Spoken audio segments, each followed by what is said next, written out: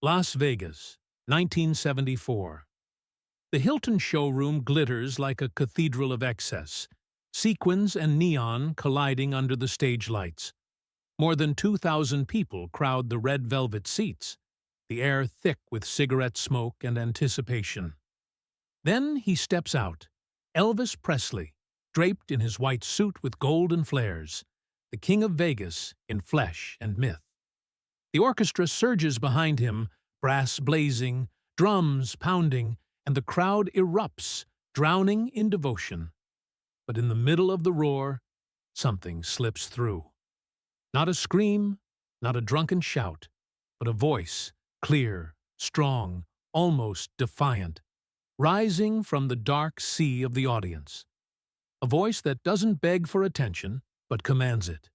It threads itself through the music as if it belongs there. Elvis freezes. One sharp motion of his hand, and the orchestra falls silent. The applause falters, confusion spilling across the room. He scans the shadows beyond the spotlight, eyes narrowed, searching for the impossible. "Stop!" he says into the microphone, his voice both calm and electric. "You heard that, didn't you?" Someone out there is singing. A restless murmur ripples through the crowd. Cameras swing, beams of white light slicing through the haze to hunt for the source. The audience twists in their seats, some laughing nervously, others holding their breath. Elvis leans forward, intent, almost smiling. Let's find him. The night that was supposed to be routine has cracked open, and no one, not even Elvis himself, knows what will come pouring through. Let us know where you're watching from, and we hope you enjoy the story. The desert night pressed against Las Vegas with its dry breath, yet inside the Hilton showroom the air was thick and restless. By 1974, the city had already crowned Elvis Presley its unrivaled king of spectacle. His name glowed on billboards along Paradise Road, letters taller than a man, promising another sold-out evening. 2,000 people filled the vast hall, their chatter muffled beneath chandeliers that seemed to tremble with anticipation. The orchestra was tuning, brass warming up with bright flares, strings humming low. For many in the audience, this wasn't their first pilgrimage. They had flown in from Chicago, from Boston, even from London, families, gamblers, society couples who clutched cocktail glasses and laughed too loudly, all waiting to be dazzled again. They wanted the same ritual, the white jumpsuit, the glittering cape, the voice that could bend a heart in two. To them, Elvis was more than a singer. He was an axis the room turned around. Backstage, he adjusted the stiff collar of his suit, its gold embroidery catching under the bulbs of the mirror. His hair, black as polished obsidian, was perfect, though his eyes told another story. At 39, he carried the weight of countless tours, long nights of pills to sleep and pills to wake, a body that resisted the demands of his legend. Yet when he placed a hand on the edge of the dressing table, he steadied himself, closed his eyes, and summoned the thing that still lived deep inside. The boy from Tupelo, the one who sang because he had no choice but to let the music out. The house lights dimmed, a roar swelled, and he stepped into it. The opening chords cracked through the hall like a lightning strike. Spotlights carved his silhouette in white flame. The audience rose, hundreds of camera flashes exploding like fireworks. He walked with measured grace, his cape brushing against the stage floor, a monarch in exile who had returned for a night. The first number began, a storm of horns and percussion. Elvis gripped the microphone, his knuckles tightening. The sound lifted the crowd into the frenzy they had come for. Yet within him, there was a faint tug, a sense that something was missing. He pushed it aside, poured himself into the melody, the hips still sharp, the smile still luminous. And then it happened. Between phrases, when the band allowed a breath of silence, another sound pierced the air. Not the shriek of a fan, not the usual cry of, "We love you, Elvis," but a voice, a male voice, strong, untrained perhaps, but clear as if carved from stone. It rose from somewhere far back, not the plush rows near the stage, but the cheap seats, the forgotten corners of the showroom. Elvis froze. His left hand shot upward, commanding the orchestra to stop. The musicians faltered, horns hanging in midair, strings cut short. The audience gasped, bewildered. Some laughed nervously, thinking it part of the show. But Elvis turned his head slowly toward the darkness at the rear of the hall. His eyes narrowed, searching. "You hear that?" His voice, amplified but quiet, carried an unusual weight. Not the booming banter of a performer, but the hushed insistence of a man who had just stumbled upon something extraordinary. "Somebody out there's singing." Murmurs rippled across the room. Ushers craned their necks. Couples whispered, pointing toward the shadows. The voice continued, unshaken by the sudden spotlight of attention, threading through the silence with uncanny harmony. It wasn't loud, yet it filled the gaps as though it belonged to the song itself. Elvis lifted the microphone again, but instead of resuming, he spoke. "Don't play, boys. Hold it. Let's find him." His tone carried neither sarcasm nor impatience, only genuine curiosity, even a flicker of joy. The spotlight operators, confused, swept their beams across the hall, searching row by row. The golden light wavered over astonished faces, sequined dresses, men in tuxedos shielding their eyes. And then, in the farthest rows, a figure stood, not waving, not grandstanding, just standing, as though rooted to the floor by the gravity of his own voice. The room erupted. Some clapped, others whistled, some booed in disbelief.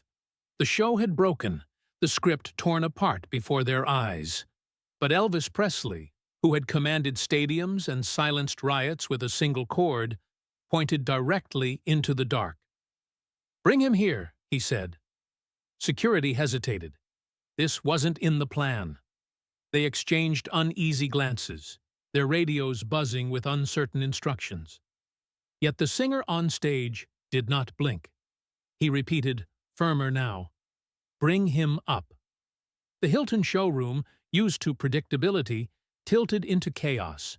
The audience surged with excitement, questions tumbling over one another. Who was this man? Why had Elvis stopped? And most urgently, what would happen next? The orchestra sat frozen, instruments lowered. Elvis remained at the center of the stage, cape shimmering under the lights, his eyes locked on the shadowed figure in the cheap seats. Something in his face, half smile, half challenge, told the crowd they were witnessing the start of something unscripted, something that even the king himself had not anticipated. The night, meant to be just another performance, had cracked open. A stranger's song was about to change its course. Two guards eased their way through the crowd, flashlights cutting narrow paths toward the upper rows. The audience buzzed, a chorus of disbelief and delight. Some stood on tiptoe, others craned their necks to catch a glimpse of the chosen stranger. The man in question did not move at first. His hands clutched the back of the seat before him, knuckles pale, as though he might hold himself there by force. One of the guards gestured for him to come down. The man hesitated, shaking his head slightly. But then Elvis leaned into the microphone once more. "Don't be shy, son. Come on, let's sing together." The words rang not as an order, but as an invitation, spoken with a gentleness that silenced further protests. The figure finally stepped into the aisle. He wore no suit, no rhinestones, just a faded denim jacket and trousers that had seen better days. His hair, cut short and uneven, marked him as someone who had no patience for vanity. The crowd parted with a mixture of curiosity and skepticism. A few women laughed nervously, assuming it was some staged stunt. Yet when he reached the foot of the stage, Elvis extended a hand, drawing him up with the assurance of a brother rather than a star. Under the fierce stage lights, the man squinted, disoriented. He was perhaps in his late 20s, lean in the way of someone who had spent too much time hungry. A scar traced across the side of his neck, half hidden by his collar. He stood with shoulders drawn, unsure of where to look. The orchestra waited, instruments poised. "What's your name?" Elvis asked quietly. The man hesitated, then answered with a voice far smaller than the one that had filled the hall. "Michael." No surname, no explanation. Just Michael.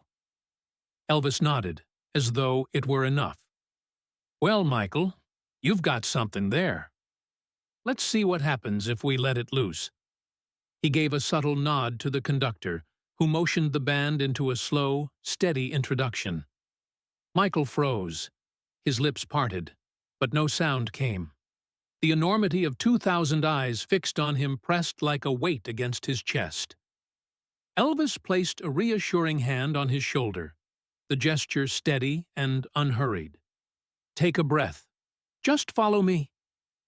The first note from Michael broke out, unsteady, trembling. Yet within a heartbeat, it deepened, gathering strength, until the hall vibrated with resonance. The contrast was staggering. From the simple denim figure came a sound as raw and commanding as anything the audience had heard. Elvis joined him, his own voice weaving around the strangers like a rope binding two currents into one. The crowd gasped, then erupted in applause. Some cheered wildly, unable to contain themselves, while others watched in stunned silence, realizing they were witnessing something unrepeatable. The orchestra, sensing the gravity of the moment, adjusted instinctively, building harmonies that carried both men upward. Michael's nerves bled into his delivery, giving it a trembling intensity that no trained Polish could fake. It was not perfection. It was truth. And Elvis, far from dominating, stepped back half a pace, allowing the man's voice to surge forward. At one point, when Michael faltered, Elvis whispered just loud enough for him to hear, "You're all right. Keep going." The reassurance lit a fire. Michael's tone grew stronger, defiant even, and the hall answered with roars of approval. Couples rose from their seats, clapping in rhythm, hands stinging from the force. Elvis grinned, the sweat shining at his temples, and for a fleeting moment his expression softened into something almost paternal. He was not sharing the stage. He was giving it away. By the final refrain, the entire showroom was on its feet. The chandeliers rattled with the force of applause. Michael, gasping for air, tried to step back, but Elvis drew him once more toward the front, raising his arm like a prize fighter declared victorious. The ovation seemed endless. Some in the audience wept openly. Others shook their heads as though doubting the reality of what they had just seen. Michael lowered his eyes, overwhelmed.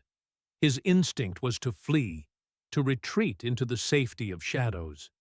But Elvis still held him firm. In that instant, the distance between a global icon and a nameless stranger collapsed. One in a rhinestone suit, the other in worn denim, yet bound together by the force of a song. The Hilton showroom, accustomed to predictable grandeur, had been turned into a place of revelation. And though the music had ended, the room trembled with the unspoken question, who was this man? And why had fate chosen this night to place him beside Elvis Presley? The final chord dissolved into the air like smoke, leaving the Hilton showroom trembling with aftershocks. Every guest in the hall stood, clapping, stomping, whistling, an ovation that seemed to shake the walls. Elvis and Michael remained at the center of it, the spotlights burning down on them, one man glittering in white and gold, the other pale in his faded denim. The applause wasn't just for Elvis anymore, and that realization rippled through the room with a kind of electricity. Michael lowered his head, as though ashamed of the attention. His shoulders hunched. He turned slightly, preparing to slip back into the anonymity from which he had been pulled. But Elvis caught his arm, gentle yet insistent. "Don't run off," he murmured, the microphone still alive in his other hand. Then, to the astonishment of the hall, Elvis spoke not to the band, not to his manager, but to the crowd itself. "Ladies and gentlemen, you just heard a voice that deserves more than the back row." He turned toward Michael, lifting the man's hand so that it hovered awkwardly in the spotlight. "This man belongs on a stage. Don't you agree?" The audience answered with a roar, 1,000 voices merging into thunder. Some shouted yes, others hollered for more. Michael's face flushed with color. He shook his head, mouthing words that didn't reach the microphone. "I can't." Elvis leaned closer, smiling with a quiet warmth. "You can? You just did." The orchestra, still frozen in disbelief, waited for instruction. Elvis gave them a nod, and they launched into a final closing flourish. But this time, he did not sing. He let Michael have the last note, standing beside him, arm draped across his shoulder. The young man's voice cracked with the weight of emotion, but it rang through the hall unchallenged, raw, and unforgettable. When it was over, the applause became something different, less entertainment, more communion. Strangers embraced, others whistled until their throats gave out. For a brief moment, 2,000 people were united in awe of a man they had never met. Backstage, the atmosphere was chaos. Security, unsure how to handle the break in routine, tried ushering Michael away. Managers shouted over one another, demanding explanations. Cameras flashed as journalists slipped past the ropes, sensing a headline bigger than the show they had come to cover. Michael resisted the attention, eyes darting for escape routes. He tried to move toward an exit, but Elvis intercepted him. "Stay a minute," he urged, voice low but firm. "Don't let them chase you out before you catch your breath." Michael whispered something Elvis alone could hear. The singer's smile faltered briefly. Then he patted his shoulder again, as though shielding him with that simple gesture. "You're safe," Elvis said aloud, more for the benefit of the crowd than for Michael himself. The press surged forward, microphones and notepads thrust out like weapons. "What's his name, Elvis? Where's he from? Is this a publicity stunt?" The questions piled one atop the other. Elvis raised a hand for quiet. "No stunt, just a man with a gift. That's all you need to know tonight." He turned back to Michael with a softer tone. "We'll talk later." But Michael shook his head again, slipping through the chaos with a swiftness that suggested long practice in disappearing. Within moments, he was gone, swallowed by the backstage corridors, leaving behind only confusion. By the time the curtain fell and the audience spilled into the neon night of Las Vegas, the mystery had already taken shape. Strangers debated in the lobby, some insisting the man was a plant, others swearing it was pure chance. A few argued heatedly at the bar, replaying the scene as though it were a miracle they had personally witnessed. The next morning, newspapers carried bold headlines: "Elvis Presley stops concert to share. Stage with mystery singer." Radio hosts repeated the story with incredulous laughter. Callers phoned in with theories, and television anchors replayed shaky photographs of Elvis holding the stranger's hand in the spotlight.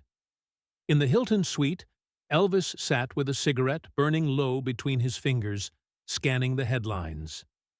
His laughter came not from mockery, but from delight, as though the night had given him something he hadn't expected.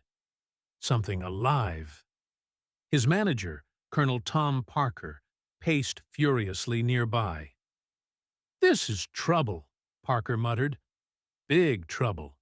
We sell Elvis, not some nobody from the cheap seats." Elvis didn't look up from the paper. "Sometimes, Colonel, the music decides for itself." But even he could not predict that the man named Michael, who had vanished as quickly as he appeared, would become more than a footnote. The world had tasted his voice, and now it hungered for answers. Morning broke over Las Vegas with the usual shimmer of neon, refusing to surrender to daylight.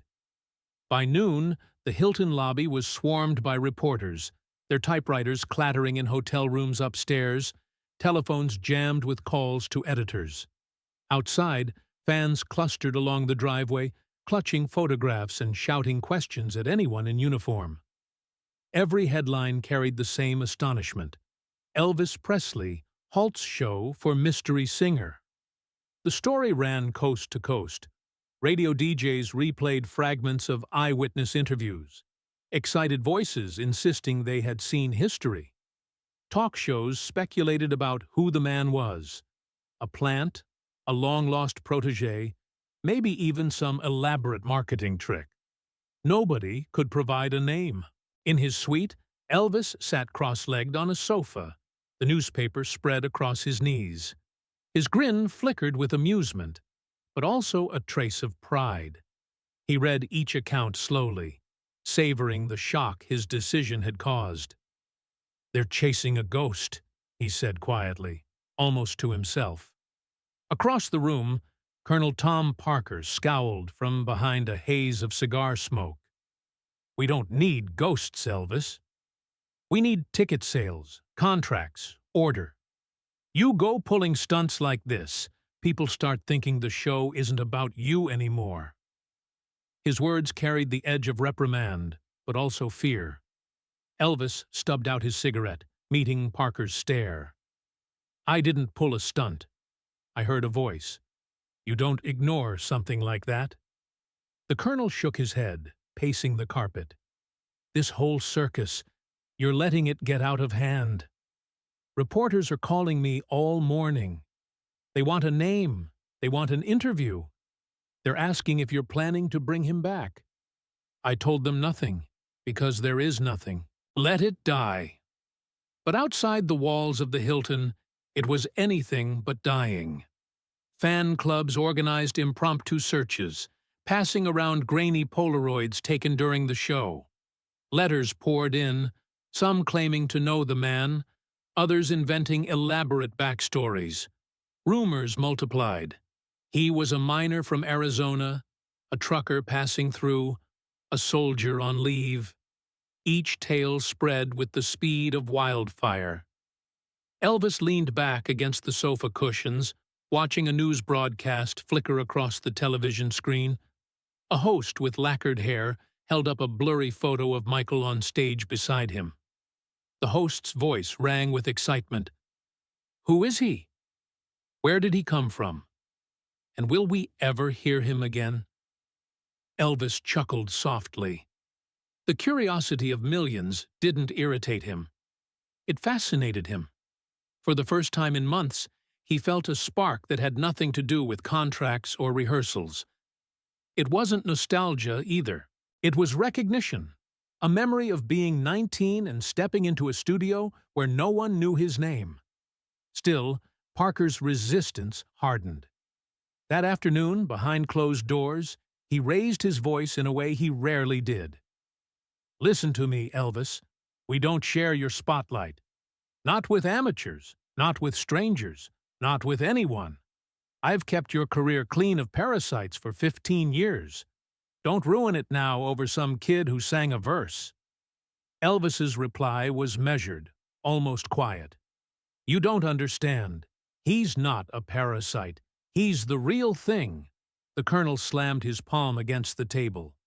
"Real thing or not, he disappears. You hear me?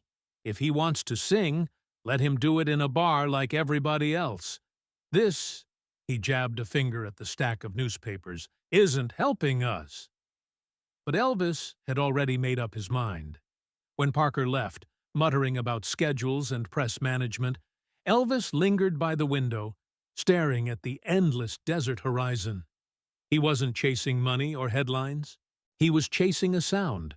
The problem was, no one knew where Michael had gone. The Hilton staff remembered a young man slipping out through a service exit after the show, avoiding cameras. A cab driver claimed he picked up someone matching the description and dropped him near Fremont Street. But nothing more. That night, fan clubs across the country launched what they called the Hunt for the Mystery Singer. Letters arrived at the Hilton addressed to Elvis himself, full of guesses, photographs, even cassette tapes of people singing, hoping they might be mistaken for the man. And while Elvis smiled at the frenzy, Parker seethed. To him, the stranger was not a symbol of hope, but a threat. A crack in the empire he had built. Yet Elvis refused to let the matter rest. "Colonel," he said later that evening, "if it takes every day I've got left in this town, I'm going to find him." The colonel said nothing, only tightened his jaw. He knew the man on stage last night had awakened something in Elvis that he could no longer control. And outside, beyond the glittering marquees, Michael's trail was already fading into rumor. A week passed, and the frenzy showed no sign of slowing. National magazines had begun printing side-by-side spreads of Elvis's glittering figure and the grainy photographs of the unknown man beside him. Late-night hosts cracked jokes about Elvis's secret twin, while fan clubs speculated endlessly. Some swore they knew the man from their hometowns. Others insisted he was a drifter who had simply wandered into destiny. Elvis, meanwhile, grew restless. The Hilton stage still thundered each night with his shows, but his mind wandered to the empty space in the cheap seats where Michael had stood. He wanted to hear that voice again, not for the crowd, not for headlines, but for himself. The colonel tried to smother the obsession, arranging tighter security and forbidding staff from speaking to reporters. Yet Elvis slipped through the net with a trick he had used many times before, disguising himself in plain clothes, free of the rhinestone armor that made him unmistakable. On a quiet Tuesday night, he left the Hilton with only one trusted driver, telling no one where they were going. They drove down from the Strip into the outskirts, where neon gave way to flickering signs and cracked sidewalks. The air smelled of stale beer and gasoline. There, tucked between a pawn shop and a laundromat, stood a dim bar with a broken jukebox humming through its windows. Elvis pulled his collar high and stepped inside. The interior was small, no more than 24 people scattered across tables. The air was thick with cigarette smoke, the floor sticky beneath his boots. No one looked twice at him. Without the white jumpsuit, he was just another man in a leather jacket, his face half hidden by tinted glasses. Then he heard it. The same voice that had stopped him in his tracks a week earlier. Michael stood on a low wooden platform at the back, singing to an audience that hardly listened. Some leaned over pool tables, others drank with their backs turned. His song was slower now, drenched in melancholy, each note carrying weight that pressed against the silence between conversations. It was not the triumphant surge of the Hilton stage. It was a confession. Elvis felt a chill. Here was the same raw power, but stripped of grandeur, vulnerable and unguarded.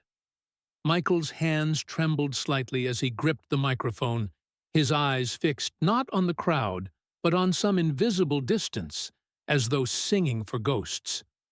When the set ended, the bar offered only scattered claps. Michael gave a small nod and began packing up, as though relief came from ending rather than performing. Elvis waited until most of the crowd had drifted away before approaching. He slid into the empty chair across from Michael, who froze, disbelief flickering in his eyes. "You again?" Michael said quietly, almost accusingly. Elvis smiled faintly. "I had to hear it once more. Didn't seem right to let it end on a stage with no lights. Michael looked down at the table. His voice, when it came, was low and frayed. I didn't ask for any of this. I'm not built for the kind of crowd you live in. You sang like you were born for it, Elvis replied. Michael shook his head sharply. That night, it wasn't real. I can't stand being surrounded like that. Not after the war. His words faltered, and his eyes darted away, as though the very mention of it might drag him back. Elvis let the silence breathe. He had seen that look before, in friends, in fans, in the haunted eyes of men who had come home broken. You don't have to tell me, he said gently, but you don't need to bury the only thing that sets you free, either. For the first time, Michael's eyes met his fully. There was no awe in them, only exhaustion and a faint trace of defiance. You don't know what it cost me to sing that night? Elvis leaned forward, resting his elbows on the table. Maybe I don't. But I know what it cost me the first time I stepped on a stage. Felt like the whole world could swallow me in one bite. And still, I had to do it. Because the music wouldn't let me go. Michael studied him for a long moment, the scar on his neck catching in the dim light. Then he exhaled, long and slow, as though conceding nothing but allowing the conversation to exist. The bartender called last round. Michael rose, slinging his jacket over his shoulder, but paused. You should go back to your world, Elvis. Let me stay in mine. Elvis stood too, his voice calm, yet steady. Worlds aren't so separate when a song carries across them. Think about it. Michael left through the side door into the desert night, leaving Elvis at the table, staring at the half-empty glass between them. The king of rock and roll had all the lights, all the stages, all the cameras. But what he had just witnessed in that bar felt like something none of those things could touch. And Elvis knew then that this wasn't over. The following days blurred into a restless rhythm. Elvis fulfilled his nightly Hilton engagements with precision, his voice steady, his movements rehearsed. But his mind wandered. Each time he scanned the crowd, he half expected to see Michael seated again in the shadows, waiting to be called. Instead, there was only the familiar sea of sequins and champagne, faces that adored him but no longer surprised him. After the encounter in the bar, Michael had vanished once more. Elvis had tried returning there, hoping to hear that unpolished sound cutting through the smoke, but the small stage remained empty. The bartender shrugged when asked. Guy comes and goes, pays in cash, doesn't talk. Don't even know his last name. Colonel Parker noticed the distraction and bristled. You're letting this get in your head, Elvis, he snapped one afternoon, tossing a pile of fan mail onto the suite's table. Look at this, half of them asking about the stranger, begging for you to bring him back. It's bad business. You're supposed to be the story, not some drifter with a scar and a sad face. Elvis ignored him, flipping idly through the letters. Some were scrawled in childish handwriting, others typed formally, but nearly all carried the same plea. Find him. Let him sing again. For Elvis, the fascination wasn't competition. It was kinship. He recognized in Michael the burden of carrying music like a secret, too heavy to hold. Fame had not dulled that truth. It had only complicated it. And so, late one evening, after finishing his second show, Elvis slipped into the service halls of the Hilton and out into the desert air once more. This time, he went further from the Strip, into neighborhoods where neon-thinned and dirt lots stretched behind rows of dim motels. His driver parked discreetly as Elvis wandered past shadowed doorways. He asked questions, carefully, paying with folded bills. Had anyone seen a tall man with a scar on his neck, singing in backstreet bars? Some shook their heads, Some lied for money, but one old man outside a diner pointed east. Try the mission by the tracks. Some of those boys sing there when they've got no other place.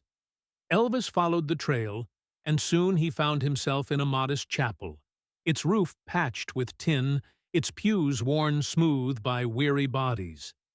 Inside, a handful of men sat in silence, veterans mostly, faces drawn with fatigue. At the front, a piano stumbled through a hymn, and then a voice rose, familiar, piercing, unmistakable. Michael stood among them, not performing but leading the group in song. His tone was raw, stripped of showmanship, carrying pain and release in equal measure. He didn't see Elvis at first. He sang with eyes closed, head tilted back, voice trembling yet resolute. When the hymn ended, murmurs of gratitude circled the room. Some men wiped their eyes, others bowed their heads. Michael gave no speech, only sat quietly, hands folded, as though the act of singing had cost him everything. Elvis approached cautiously, waiting until the room had mostly emptied. "Didn't expect to find you here," he said softly. Michael turned, his expression caught between weariness and recognition. "I told you before, I don't belong on stages." "This is enough," Elvis shook his head slowly. "You can't cage a voice like that in four cracked walls. People need to hear it. Not for fame, not for money, for truth. And you've got plenty of that." Michael's jaw tightened. "Truth can hurt more than it heals." "Maybe," Elvis conceded, "but silence hurts worse." They stood in the dim chapel light, neither speaking for a long moment. Then Michael broke the silence. "Why do you care, Elvis? You've got everything already." The question struck deeper than Michael intended. Elvis looked away, his face shadowed. "Everything doesn't mean much when you stop feeling alive on stage. I saw you, and for the first time in years, I felt it again." Michael studied him, unsure whether to trust the confession. He finally replied, "I'm not your salvation. I'm just a man trying to disappear."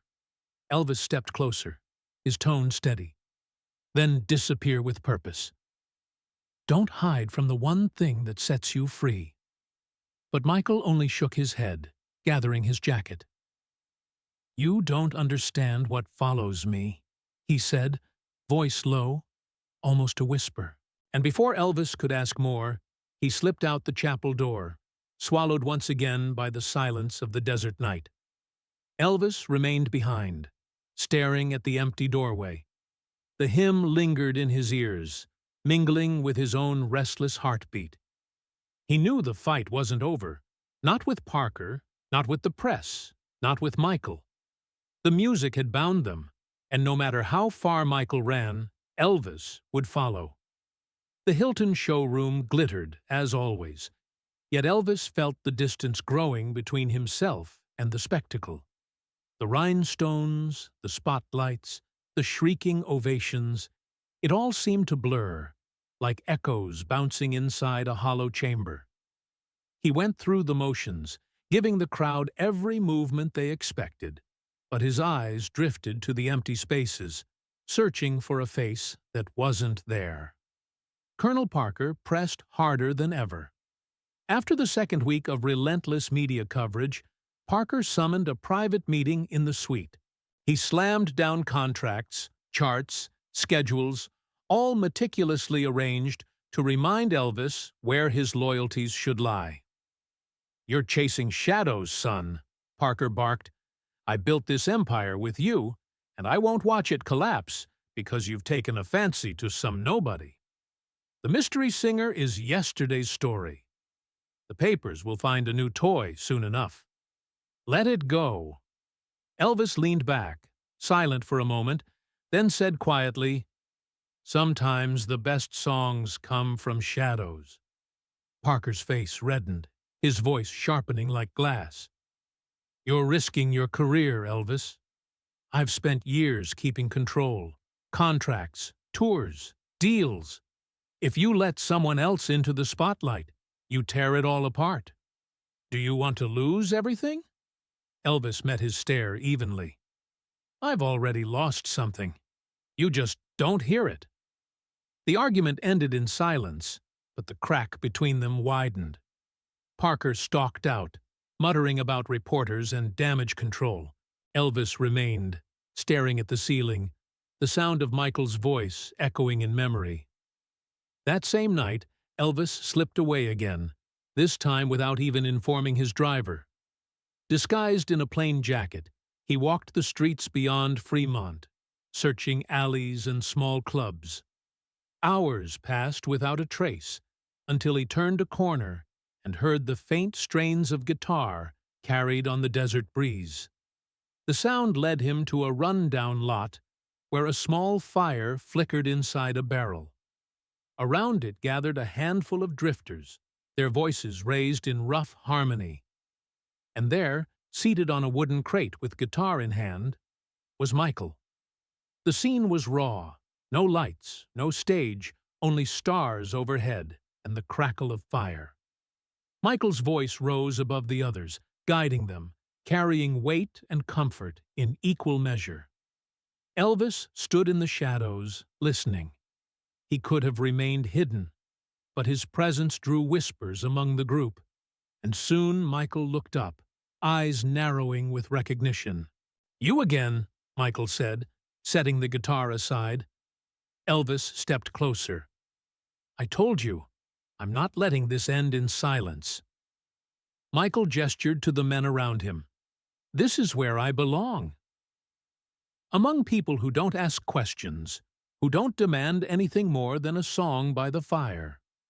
That stage you live on, that's a cage to me. Elvis shook his head. A cage can be a home if you learn to open the door once in a while. You've got something inside you that can heal people. I saw it tonight, same as I saw it in the Hilton. Michael's voice hardened. And what about me? Who heals me when the lights blind me? Who pulls me back when the noise won't stop? You think I want to be torn apart just so strangers can feel whole for an hour? The firelight flickered across his scar, deepening the shadows in his eyes. The other men shifted uncomfortably, sensing the weight of the words. Elvis stepped closer still, his tone steady. "I can't heal you, but I can stand with you.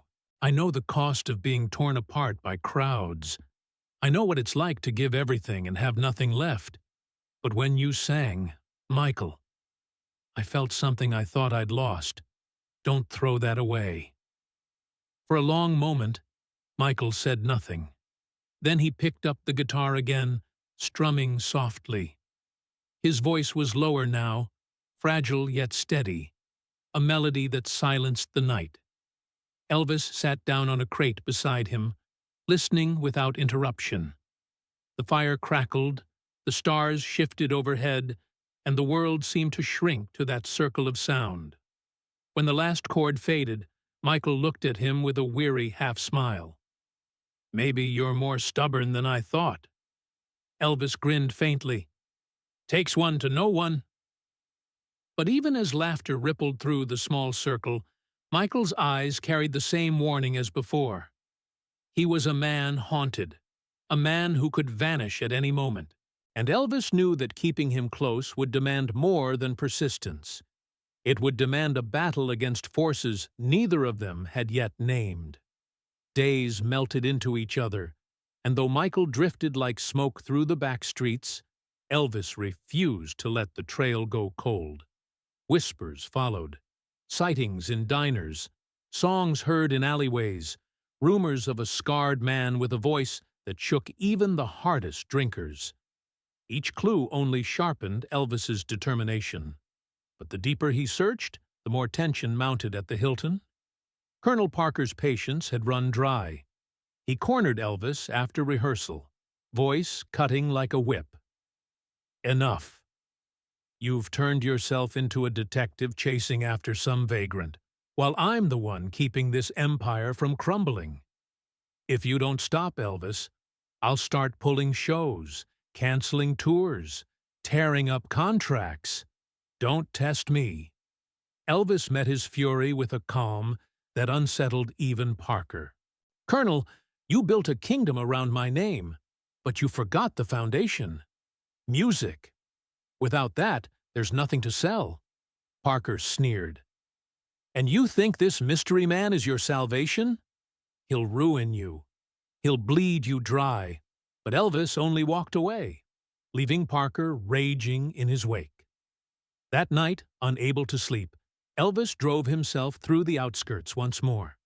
He parked near a half-collapsed warehouse, drawn by the faint echo of singing drifting from within. Inside, scattered candles lit the dusty space, and a small group of veterans huddled together, their voices rising in uneven harmony. At the center stood Michael, steadying them with his own voice, carrying them through each line. Elvis watched quietly until the song ended. Then he stepped forward. Michael didn't startle. He only sighed, as though expecting the intrusion. "You don't give up, do you?" "Not when I've heard something worth chasing," Elvis replied. Michael looked around at the men, then back at Elvis. "These people don't need stages. They need peace. That's all I can give." Elvis shook his head. "You're giving them more than peace. You're giving them hope. And hope's a rare thing in this town."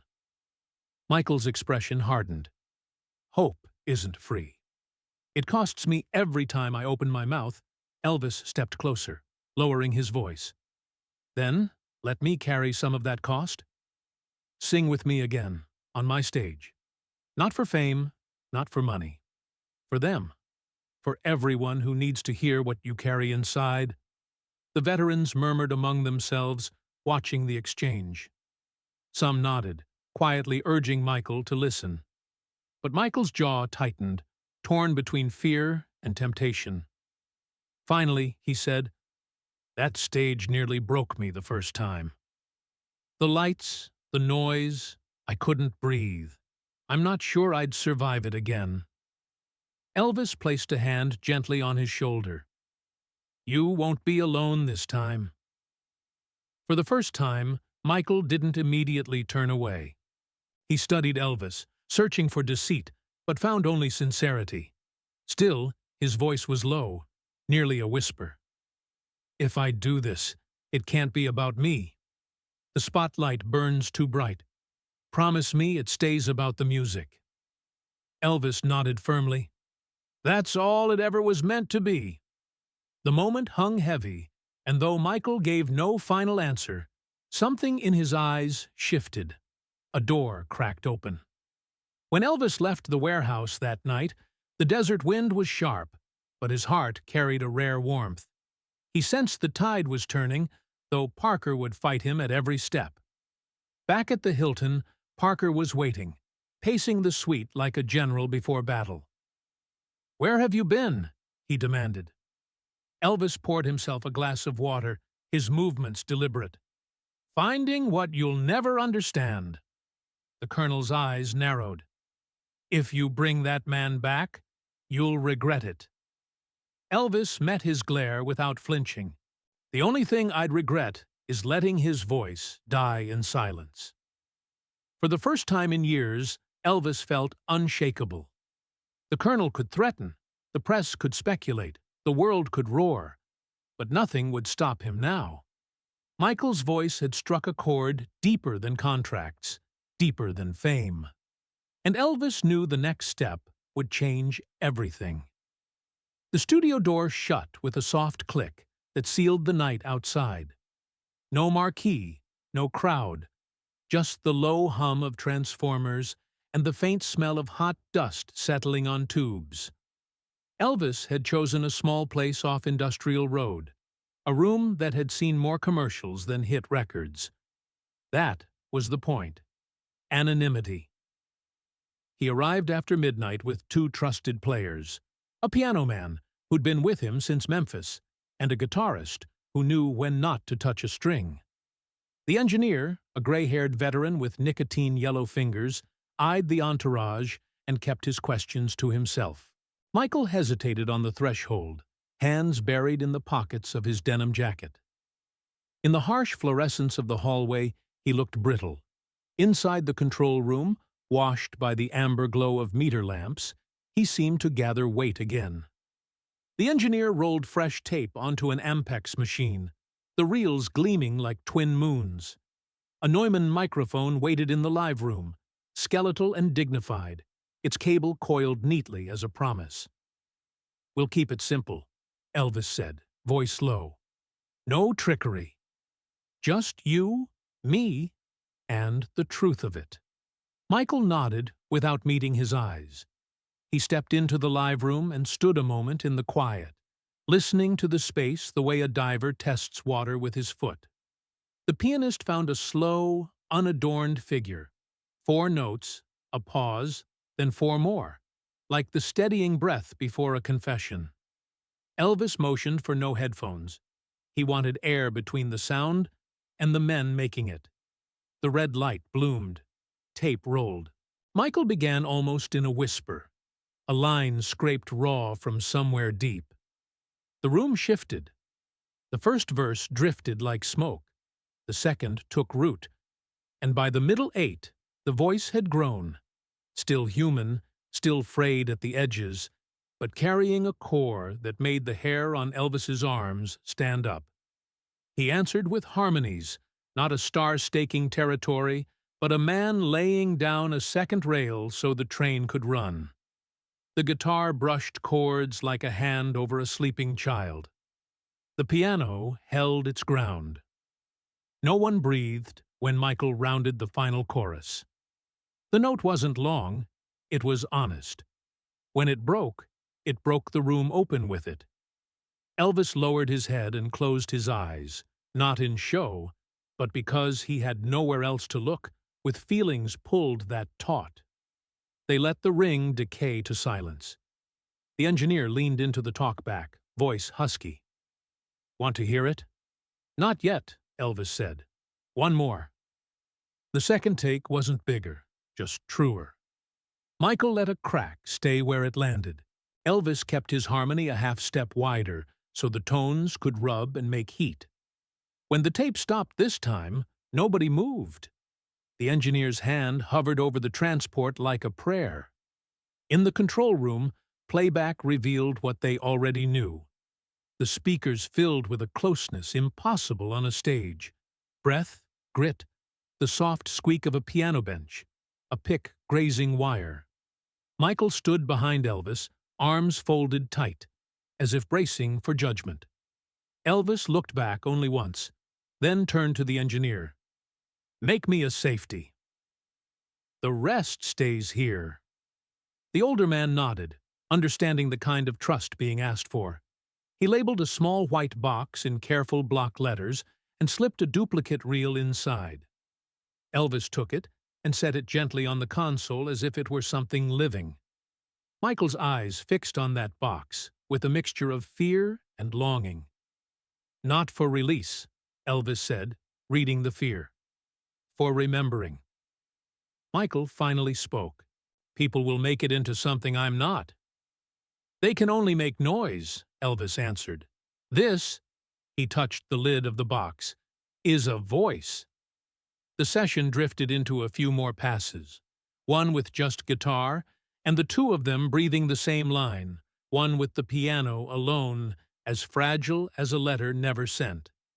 Between takes, no one cracked jokes. There was a gravity that didn't feel heavy, more like a hand on the shoulder keeping a man upright. Near 3 in the morning, they stopped.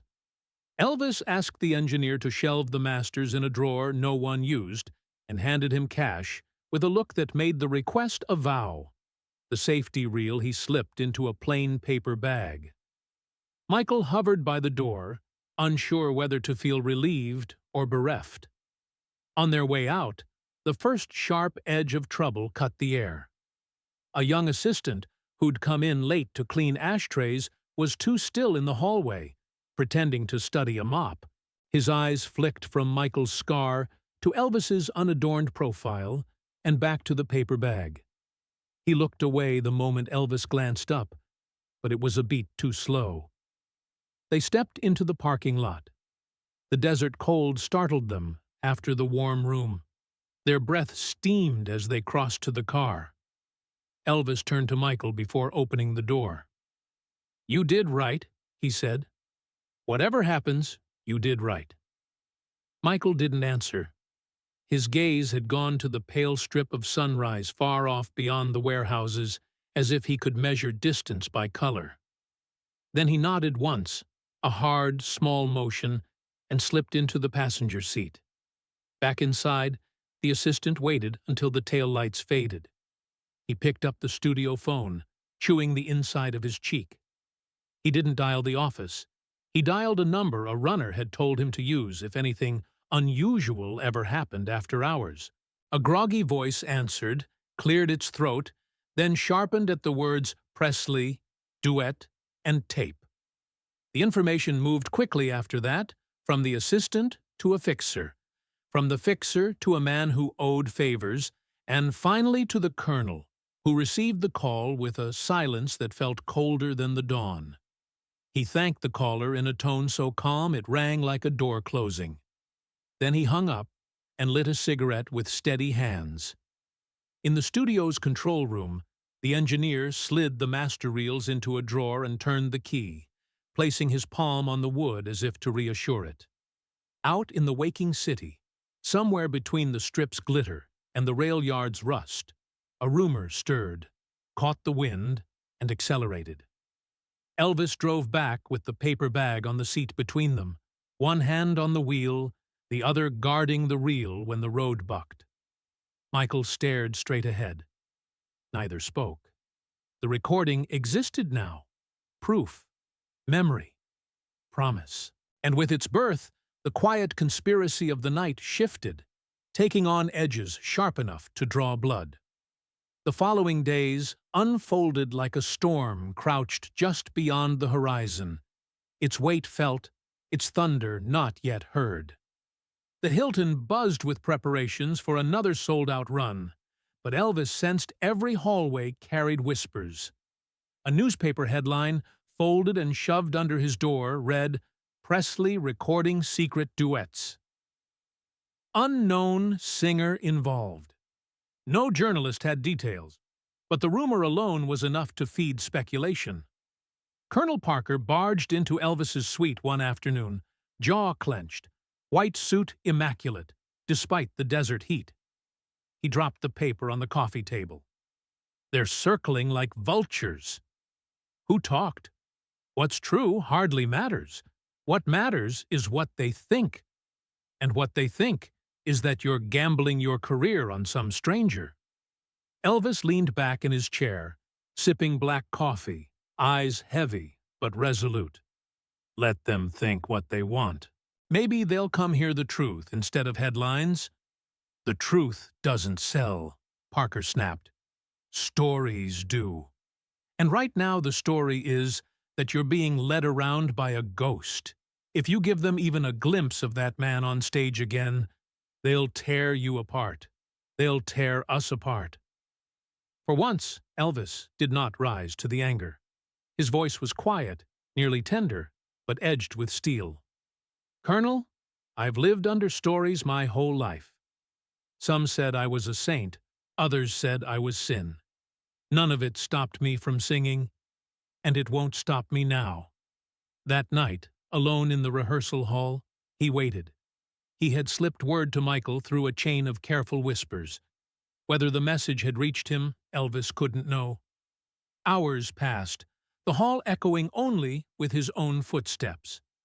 At last the side door opened, and Michael stepped in, shoulders hunched, as though he'd carried the desert wind on his back. They stood in silence until Elvis spoke. "You've heard the noise. You know what's at stake?" Michael nodded. "They'll come for you. They'll come harder for me." "Then let them," Elvis answered. "But before they do, let's give them something they can't deny. A song that outlives all the shouting." Michael's eyes darkened. "And if I can't bear it? If the lights crush me again, Elvis approached, his expression stripped of all the glamour posters had painted. He looked simply like a man pleading for what still mattered. "Then I'll carry you through it. You're not meant to stand alone this time." The weight of those words filled the hall. Michael lowered his gaze, then slowly raised it, a flicker of defiance breaking through the exhaustion. "One song. That's all I can promise." Elvis smiled faintly, relief washing across his face. "One song is all we'll need."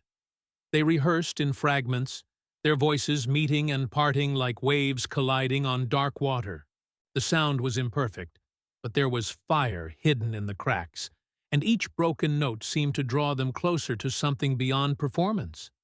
Something raw, uncontainable. When dawn crept through the high windows, Michael stopped, chest heaving. "I can't keep running," he said. "Either we sing and let it burn, or I disappear for good." Elvis placed a hand on his shoulder, firm and steady. "Then we sing. Let it burn." Unseen in the corner, a janitor paused with his broom, ears sharp, eyes wide. He recognized the stranger from whispered stories, and he recognized the sound that had just filled the hall. He would remember it, and he would talk. The circle of secrecy shrank another notch. As Michael slipped out into the rising light, Elvis remained behind, staring at the empty stage.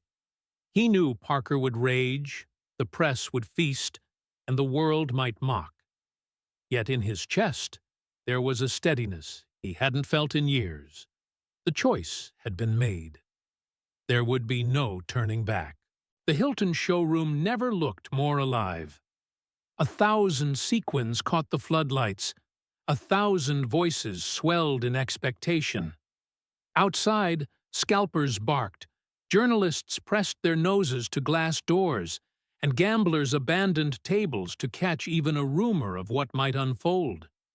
Something was in the air that night, something sharper than anticipation, almost like the city itself held its breath. Backstage, Elvis stood in silence, cape draped across his shoulders, but his mind was not on spectacle. He held a folded sheet of paper, the lyrics Michael had scribbled in pencil on a diner napkin 2 nights before. The words were rough, scratched out and rewritten, but their bones were strong. A song not of crowns or triumphs, but of scars carried, losses endured, and the strange salvation found in sharing them. Colonel Parker paced like a caged predator. "You don't have to do this. Walk out there, sing the hits, bow, go home. You'll keep the world happy and the money safe." Elvis didn't answer. He fixed the napkin in his pocket, turned, and walked toward the glow spilling from the stage. The band struck its familiar opening, brass shouting, drums like thunder. The audience roared as Elvis emerged, smiling but not distracted. He sang the standards, gave the crowd what they craved, hips swaying, voice steady. Yet beneath the cheers, a murmur rose. People had come expecting something different, something whispered about in corridors and newspapers. Midway through the set, he raised his hand. The band cut off. Silence fell like a curtain. "Ladies and gentlemen," Elvis said, voice ringing clear, "tonight we're going to try something new. I've asked a friend to join me. He's not famous, but he's real. And that's enough." A ripple of confusion spread through the crowd. From the side of the stage, Michael appeared, jacket plain, face drawn. For a moment he froze, blinded by the lights, haunted by the enormity of what he had agreed to. The audience gasped, some skeptical, others electric with curiosity. Elvis stepped forward, extended his hand, and the gesture steadied him. Michael walked to the microphone, every step echoing louder than applause. The band looked uncertain, but Elvis gave a small nod, and the pianist found the first fragile chord. Michael's voice began low, trembling, a man forcing sound past fear. The room leaned in. The second line grew stronger. By the chorus, Elvis joined, their tones fusing, his golden resonance with Michael's cracked steel. It was not polished.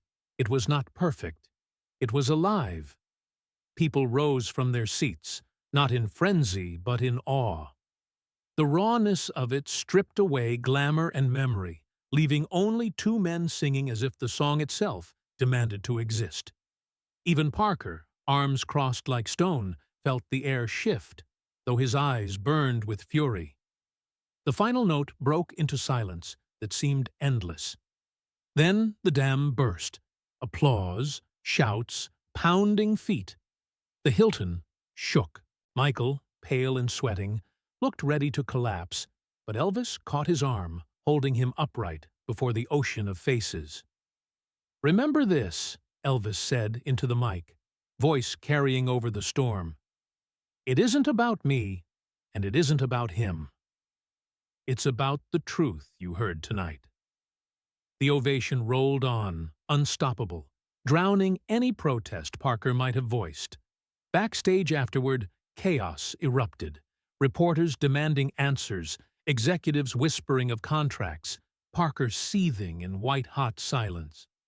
Michael tried to slip away, but Elvis held him close, whispering, "Don't vanish. Not now. The world has seen you. They won't let you go so easily." Michael met his gaze, torn between gratitude and dread. "Maybe that's what I fear most." The night had changed everything. A secret had become public, and with it came both liberation and danger. Elvis knew they had ignited a fire. Whether it burned bright or consumed them whole would be decided soon. The weeks after that night did not explode into triumph or scandal so much as sink into a deep, steady current. Elvis returned to the showroom with a new steadiness in his step, the reflexes of showmanship intact, the smile rising on cue, the hips still capable of drawing thunder from the crowd. Yet something in him had quieted. The noise around him, columns of copy, phone calls, rumors spinning like roulette wheels, felt strangely far away, as if he were listening to it through a wall. He gave the city its spectacle and then pulled back to a narrow life. A small circle of musicians, a late meal, a Bible open on a table, the tape in its plain box never leaving his sight. He did not parade Michael. He did not sell a story. When executives sniffed around the Hilton looking for the next headline, Elvis sent them home with polite nods and nothing more. The paper bag became a cigarette tin, then a leather case, then finally a careful wrapping of cloth tucked into an old flight trunk that followed him from suite to suite. Only a handful of confidants ever saw the reel. Fewer still heard it. To those who did, he said the same thing with a half-smile that asked for trust. For later. Outside that quiet circle, the world did what it always did. It argued. Some insisted the stranger was a fabrication. Others claimed he was a veteran, a mechanic, a ghost. On talk radio, callers fought over whether the king had found his heir or lost his way. The columnist who had never forgiven Elvis for swiveling his hips in 1956 wrote that he'd fallen prey to sentiment. The town moved on, as towns do, from one sensation to the next. The tape remained a rumor, and Michael receded into the city's maze like rain sinking into hot sand. By winter, Elvis's body reminded him that no man outruns the ledger forever. The late nights pressed harder. The stage lights felt heavier. There were good shows, moments when the room tilted toward grace, and he could ride the wave all the way to shore. And there were others when he finished with his chest hollow, like he had spent himself paying a debt that grew as he paid it. Yet in the small hours, when the suite was quiet and the strip hissed like a distant engine, he sometimes threaded the reel onto a machine and let the room fill with that night's unguarded truth. He did not always play it through. Sometimes a verse was enough, Sometimes just the count-in and one long breath. Near spring, in Memphis, he invited a few of the old friends, men who had known him before the suits cost more than cars, to sit with him late one evening. The house was hushed, its corridors full of familiar creaks. He set the reel on the player with a tenderness that made the room go still. No introductions, no explanations. The first piano notes walked out soft as footsteps on a church floor. Then Michael's voice arrived, and Elvis's found it, the two meeting like strangers who knew, somehow, that they were kin. None of the men spoke. One pressed his knuckles against his lips. Another closed his eyes and leaned forward as if the sound itself were a fire.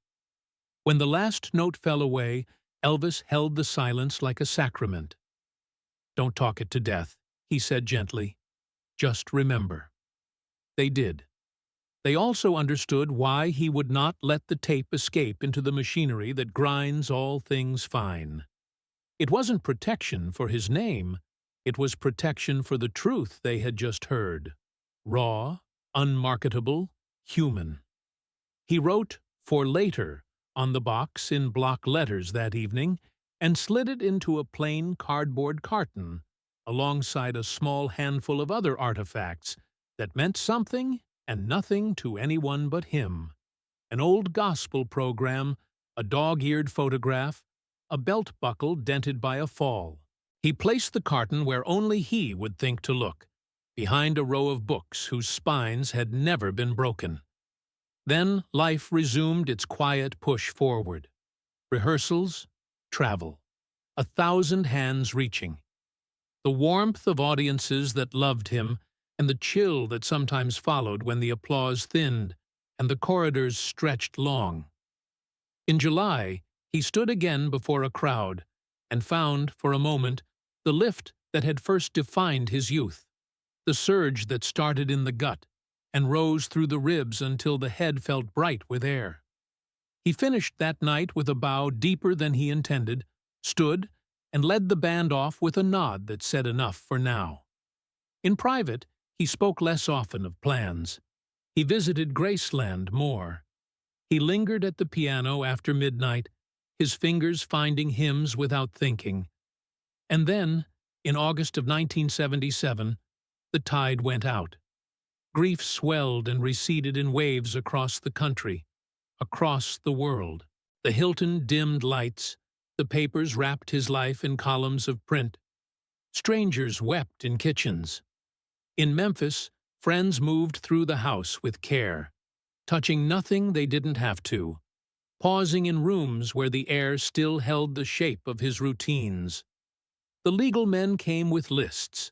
The caretakers came with keys. What could be catalogued was catalogued. What could be counted was counted. What mattered most could only be found by accident. A week later, someone slid a hand along the back of a shelf to dust and knocked loose a row of books. Behind them, a plain carton tilted forward. On top, in his square handwriting, the two words, "Waited. For later." Inside lay the tape. The box nicked at the corner, the label yellowed, the coils of brown ribbon still tight as a new promise. A small circle gathered. Two from the old days, one family member, the house manager, who had learned long ago to handle objects and memories with the same care. They did not carry it to a studio. They found an old player in a den, patched it to life, and let the reels turn. The sound that filled the room was not mythic. It was human. It trembled. It breathed. It carried the air of the night it was born, the smell of hot tubes, the feel of hands steadying each other in the dark. Elvis's harmony stepped in and out like a lantern passing windows. Michael's voice stood its ground, cracked in places that mattered and whole in the way that matters more. When it ended, no one moved. Then the house manager reached over and clicked the machine off, and the room held quiet like a sealed envelope. Word of the find did not explode. It seeped. Among fans, it became a rumor with edges, details that were too exact to be made up and too intimate to be announced. Some called it the Lost Duet. Others called it the Night the King Sang Second.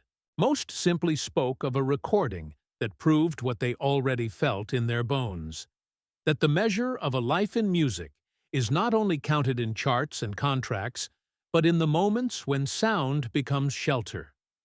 As for Michael, the city remembered seeing a man who looked like him at a bus station that fall, carrying a small case and nothing else.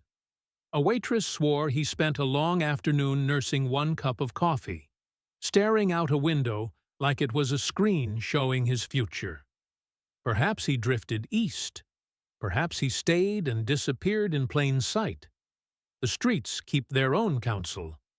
What remained was a thread of voice spun into tape and tucked into a box that said, "Wait." The legend settled not as noise, but as a kind of stillness. People who had heard the reel, in the family, among those few old friends, held it with reverence and discretion. Fans spoke of it the way churchgoers speak of an answered prayer they cannot quite explain. In the years that followed, the tape gathered the patina of time and the power of scarcity.